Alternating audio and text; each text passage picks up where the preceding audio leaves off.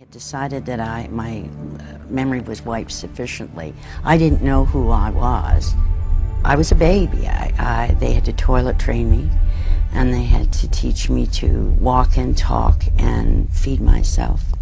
She has absolutely zero direct memory of her life before age 25. Now, it doesn't take long to figure out why the CIA or other intelligence agencies would be interested in such research. Well, if Cameron can get it to work for a psychiatric patient, well, then they can use the same thing to deprogram somebody and put them back together for a brainwashing scenario. Só muitos anos mais tarde, depois de divórcio complicado e a perda dolorosa da custódia dos filhos, é que Linda MacDonald viria a saber dos objetivos secretos por detrás do tratamento que recebera. This big headline saying Dr. Cameron, CIA, brainwashing experiments, and I stopped breathing for a minute. You could have knocked me over. I knew Dr. Cameron was my doctor. I knew I had been at the Allen Memorial. But up until that moment, I believed, because that's what I was told, that the doctor had fixed me, had done to me great things, and I was lucky that he had been my doctor. So I couldn't not read the article, and as I read it, I was just horrified. The idea that one goes and unwittingly tests substances that we don't know very much about on people that don't have access to medical treatment, they're not followed up, they're treated contemptibly, that was not ethical treatment then, and it's not ethical treatment now. My participation in it was in terms of trying to evaluate the behavior that was described. I don't think I can add anything that hasn't already been. Frankly, it's an area I don't like to talk about. It's not that but I don't like to talk about it. You can tell from the way I'm reacting to this that this is an uncomfortable period for me to reflect on at this particular time. It didn't worry me at the time. Now I wonder why it didn't. Justiça, como a conhecemos, não veio rapidamente para as vítimas das experiências de Cameron. Jim Turner foi dos advogados que passou anos a lutar contra os governos americano e canadiano em seu nome. Each of my clients who had already been victimized by the CIA was compelled under a court order to submit to a psychiatric evaluation and interview by CIA finance psychiatrist that was tape recorded. Now, tape recording doesn't sound like a big deal, but you got to remember, these are people who had been subjected to psychic driving. So on the eve of their trial, when they're going to have to tell their story, you're showing up with the tape recorder with the psychiatrist. That is another, not so subtle form of intimidation in my view. It took a long, long time with the government playing games and saying they didn't want to take any responsibility. It wasn't their fault. They didn't know what they were doing. That's what was done in those days, on and on and on. I guess that's one of the reasons that they took as long as they did to settle, because they just wore us out. They sure wore me out anyway. I look back at my life and it's sad, because I can imagine what it would have been like if that hadn't happened. I try not to think of it that way, though, because it doesn't get me anywhere. But it's an empty place. No início da década de 70, informações respeitantes às atrocidades de controle mental efetuadas pela CIA começaram a vir a público. Uma investigação foi iniciada e resultou na criação de uma comissão presidencial e duas do Senado. And my feeling now is that the CIA had overall powers that put them in a different situation than other people. Os americanos estavam em choque. I am terribly upset that the system is such that what happened could happen. Contudo, a sua busca por respostas em breve cairia por terra, quando os investigadores souberam que o Dr. Sidney Gottlieb tinha destruído grande parte dos documentos relacionados com o programa MK-Ultra. Era agora impossível aos americanos descobrirem a verdade sobre o que tinha a CIA descoberto com a pesquisa de controle mental. Oficialmente, a posição da CIA é que 30 anos de experimentação agressiva tinham alcançado resultados pouco produtivos ou mesmo nulos.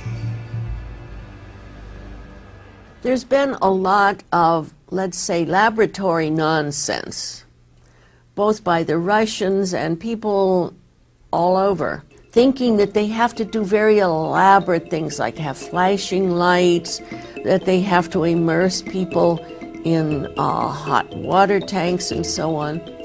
But when all is said and done, person-to-person social and psychological manipulations are far more effective, they're cheaper, and they accomplish what the mind control people want. As mais produtivas são estas técnicas de coação, bem testadas nos anos 40 e 50, e não o método altamente científico que se tornou o legado do programa MK-Ultra da CIA. Essas técnicas acabariam por colocar a todos em risco, porque aquilo que a CIA não percebeu é que, durante anos, elas tinham chegado ao setor privado, onde estavam a ser aperfeiçoadas e usadas por grupos dissidentes e extremistas.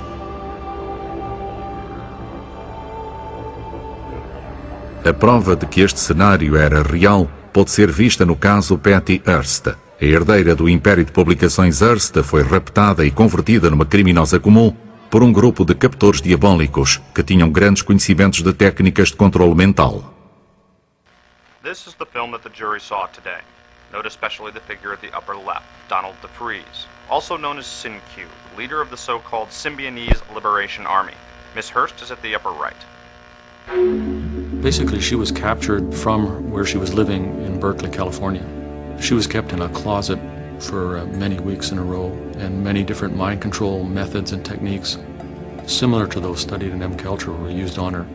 For 60 days and nights, she was subjected to a degree of torture that went considerably beyond Cardinal Menzetti's, including physical pain, rape, constant threats of death. She was blindfolded the whole time and held in a tiny closet. And then a few days later, they take her into a bank. Here's Sin-Q standing behind her with an M16 pointing at her back, and she makes her little speech. I am Tanya, Patricia Hearst, just in case you didn't know, and these are the forces of liberation or whatever. And then she forgot the rest. And then when they started shooting, she almost lost it because she thought they were shooting at her because she had not given her spiel right. In fact, they shot a couple people who came into the bank. They took $9,000 out of that bank. And the next day or two, the Attorney General of the United States says, we now know Patricia Hearst is a common criminal. This is all over the papers. They show it to her. They say, no, your bridges are burned. You stay with us. The FBI even sees you. They'll shoot you down dead. Patty Hearst told me that she felt the Symbionese Liberation Army was a real army, like the U.S. Army. They told her they'd taken over the United States, that they'd captured, everybody in the media. She was unaware. She told me that there were only 9 in the Symbionese Liberation Army because they totally controlled what she knew. She was suffering so much from what we would now call a post-traumatic stress disorder that she was more or less helpless in the hands of her captors. She was a victim of mind control from beginning to end. Para o mundo, a história de Patty Hearst veio a simbolizar vulnerabilidade. Se Patty estava em risco, todos nós estamos. Ainda mais assustador é o facto do controle potencial oferecido por estas técnicas refinadas de coação parecer ilimitado. I think it's possible to brainwash, manipulate, coerce people to do just about anything, and we see this demonstrated in military training or in the kind of conditioning that people go through when they get involved in cults, and they do things that are certainly way outside of the normal parameters of what they would consider moral. Em nenhum lugar foi este facto mais evidente do que num pequeno país sul-americano, a Guiana, no inverno de 1978. O local chamava-se Johnstown. À superfície parecia ser uma comunidade de famílias etnicamente diferentes reunidas pelo reverendo Jim Jones para que vivessem o sonho de uma sociedade racialmente harmoniosa. This reporter spoke to many Jonestown people. They all insisted that it was a peaceful and productive place in which to live. Are you happy here? Oh, I should say I am. I've never been any happier in my life. Mesmo com a aparência de normalidade, chegavam aos Estados Unidos relatórios de abusos sexuais, tortura e privação de liberdade dos membros dessa comunidade. Leo Ryan, congressista de São Francisco, voou para a Guiana para investigar estes relatórios. I'm very glad to be here. This is a congressional inquiry. I think that all of you know that I'm